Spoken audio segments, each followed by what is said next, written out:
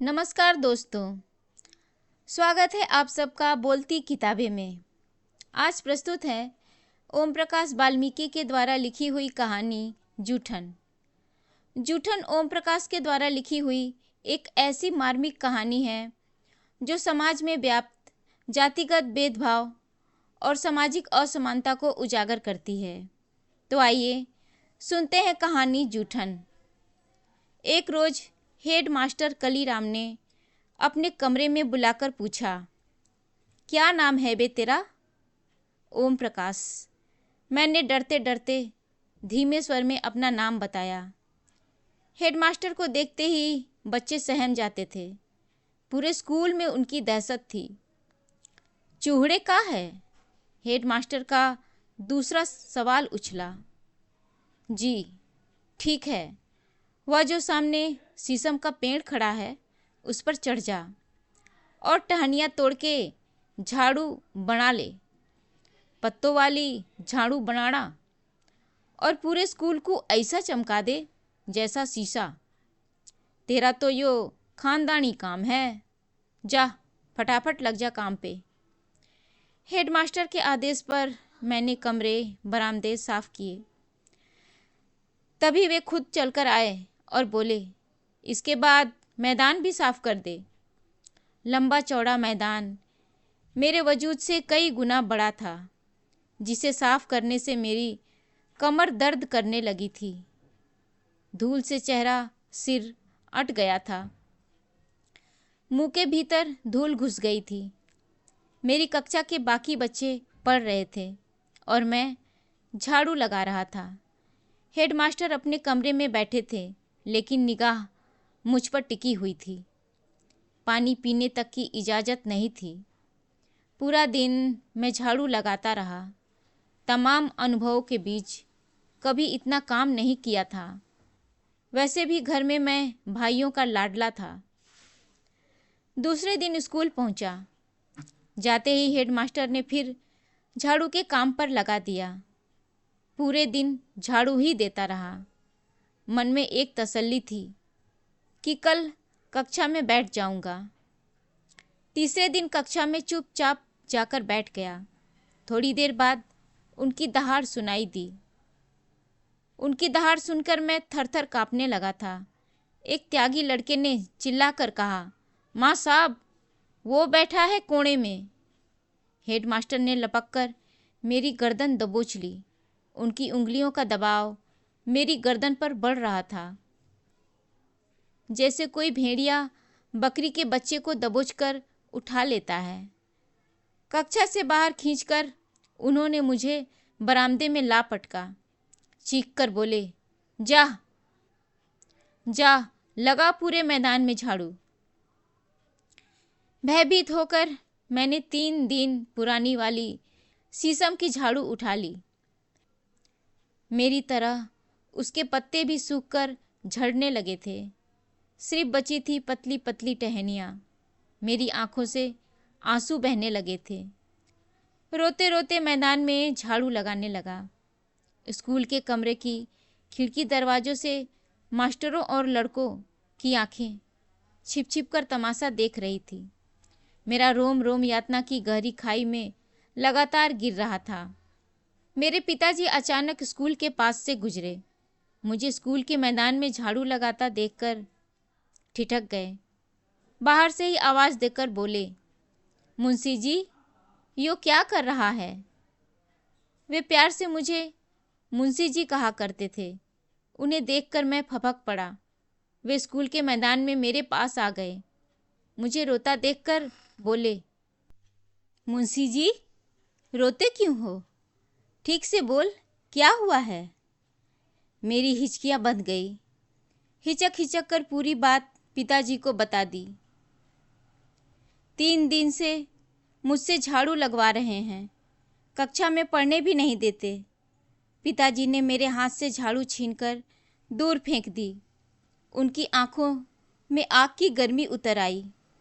हमेशा दूसरों के सामने कमान बने रहने वाले पिताजी की लंबी लंबी घनी मूछें गुस्से से फड़फड़ाने लगी थीं। चीखने लगे, कौन सा मास्टर है वो जो मेरे लड़के से झाड़ू लगवावे है?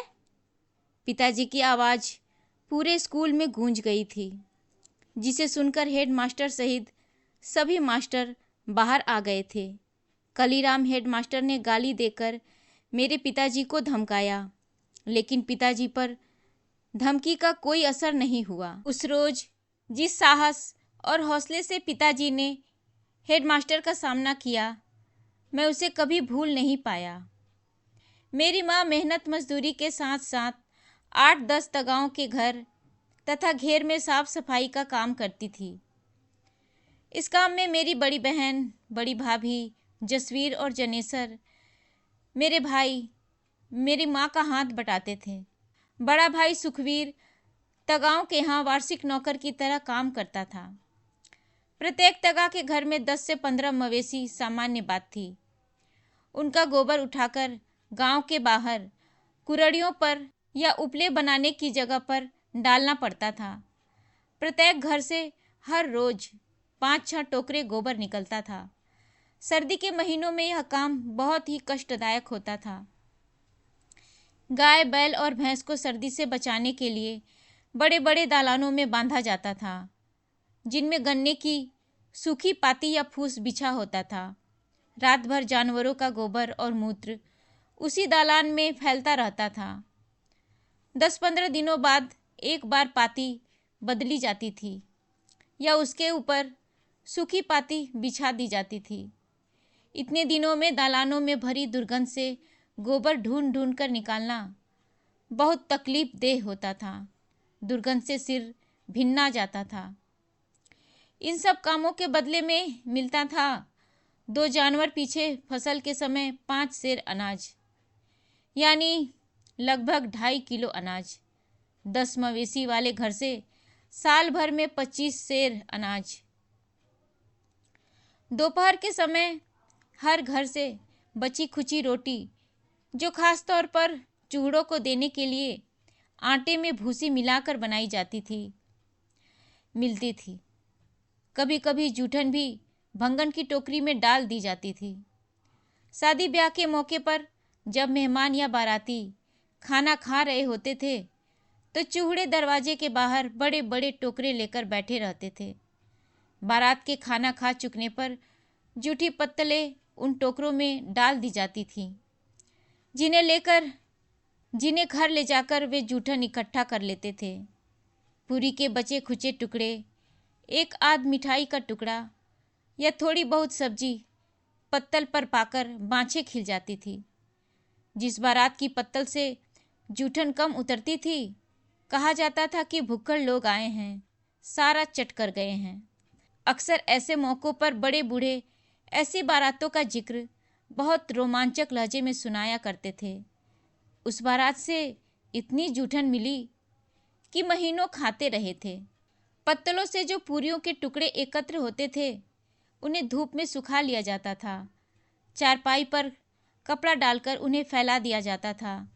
अक्सर मुझे पहरे पर बिठाया जाता था, क्योंकि सूखने वाली पूरियों पर कौवे, मुर्गियाँ, कुत्ते अक्सर टूट पड़ते थे।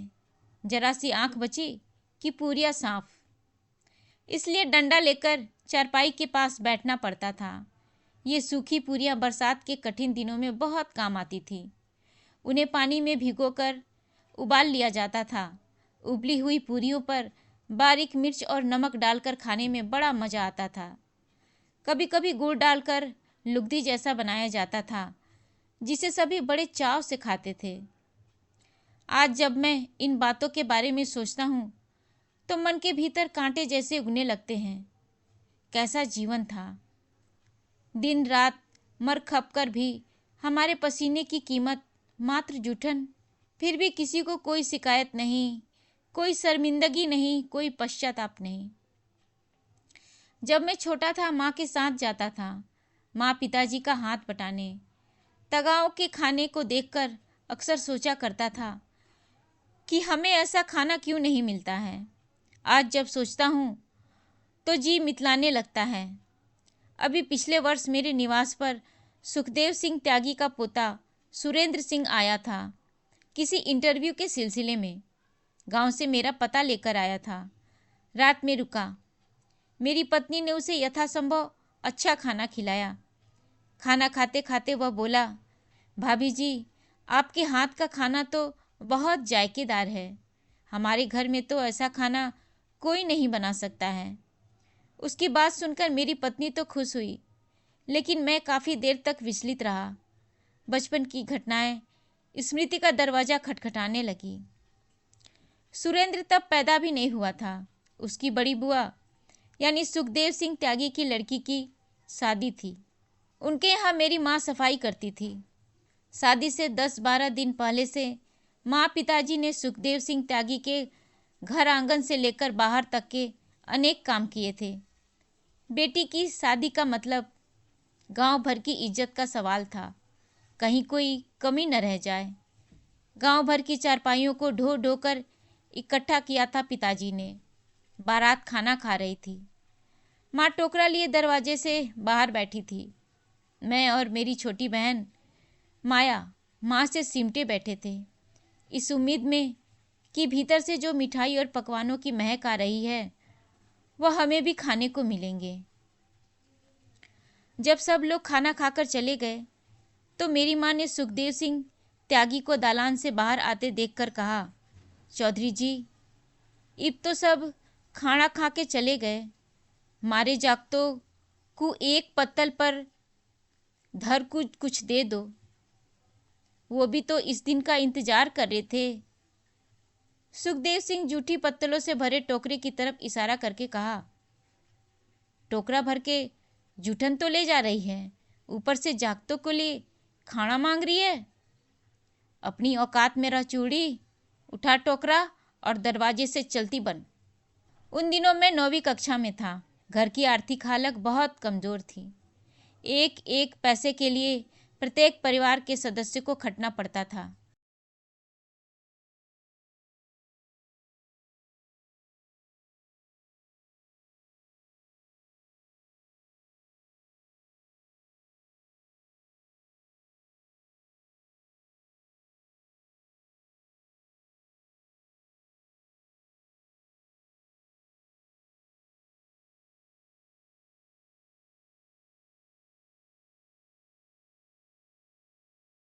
मेरे पास पाठ्य पुस्तकें हमेशा कम रहती थीं। दोस्तों से मांगकर काम चलाना पड़ता था। कपड़ों की भी वही स्थिति थी, जो मिल गया वही पहन लिया, जो वक्त पर मिला खा लिया।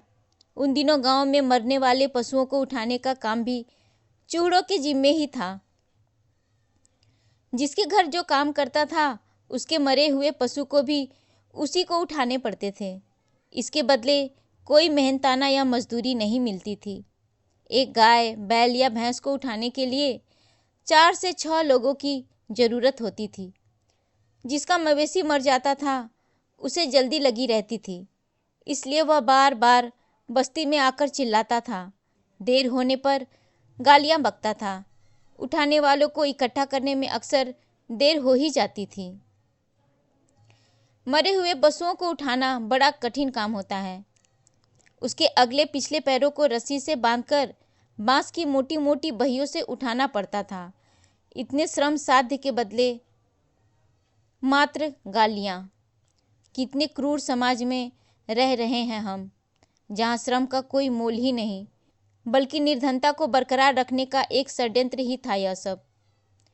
मरे हुए पशु की खाल मुजफ्फरपुर के चमड़ा बाजार में बिक जाती थी। उन दिनों एक पशु की खाल 20 से 25 रुपए में बिकती थी।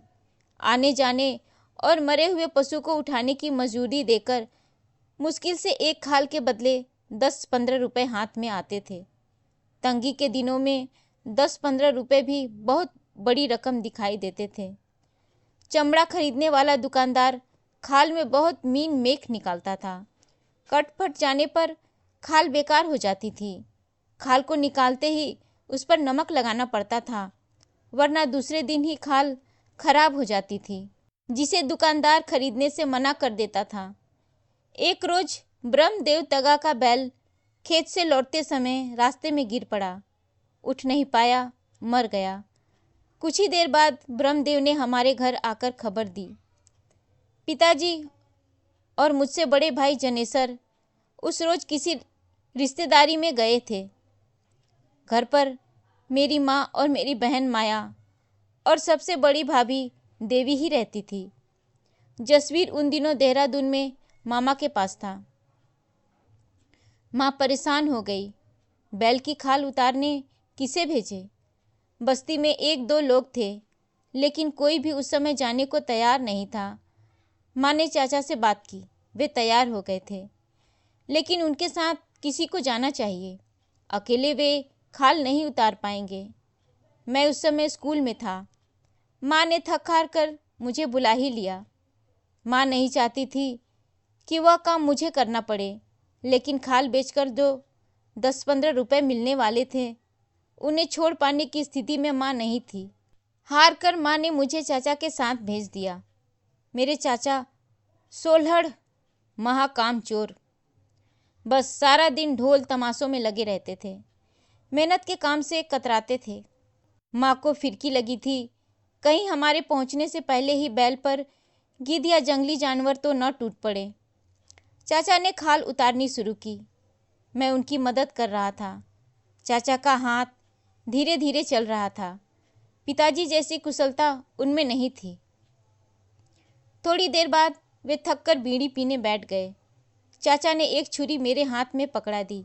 बोले, धीरे धीरे खाल उतारो, अकेले से तो शाम तक नहीं उतरेगी। छुरी पकड़ते ही मेरे हाथ कांप रहे थे।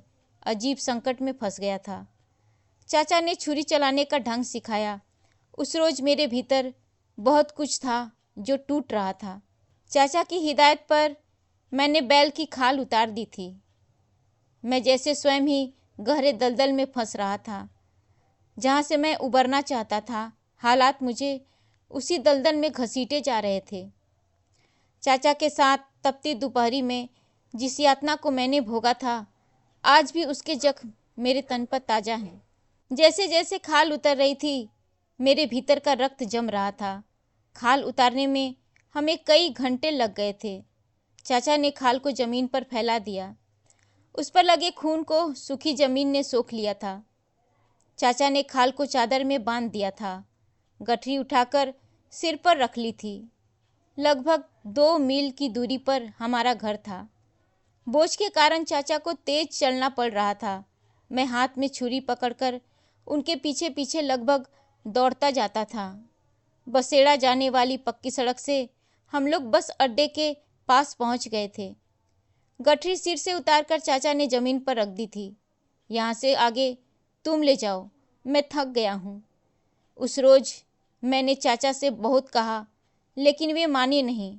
चाचा, बस अड्डे की भीड़ पार करा दो, मेरे स्कूल की छुट्टी का समय है।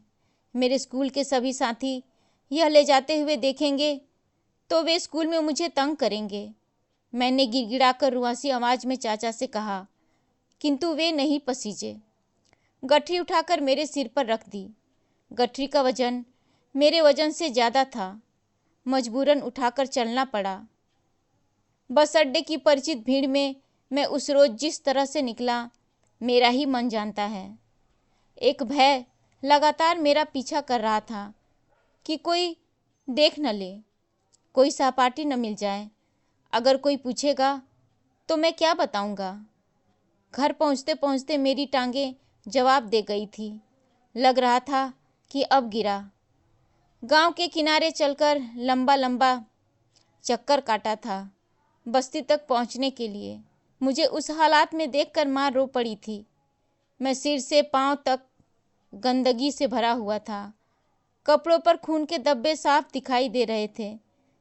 बड़ी भाभी ने उस रोज माँ से कहा था, इनसे ये न कराओ, भूखे रहेंगे, इन्हें इस गंदगी में ना घसीटो। भाभी के ये शब्द आज भी मेरे लिए अंधेरी में रोशनी बनकर चमकते हैं। मैं उस गंदगी से बाहर निकल आया हूँ, लेकिन लाखों लोग आज भी उस घिनौनी जिंदगी को जी रहे हैं। समाप्त। हमारी ऐसी ही दिल को छू लेने वाली, मनमोहक, दिल लुभावन कहानियों को सुनने के लिए हमारे चैनल को लाइक, शेयर और सब्सक्राइब जरूर करें। मिलते हैं अपनी अगली वीडियो में इसी तरह की और भी दिल को छू लेने वाली कहानियों के साथ। तब तक के लिए नमस्कार।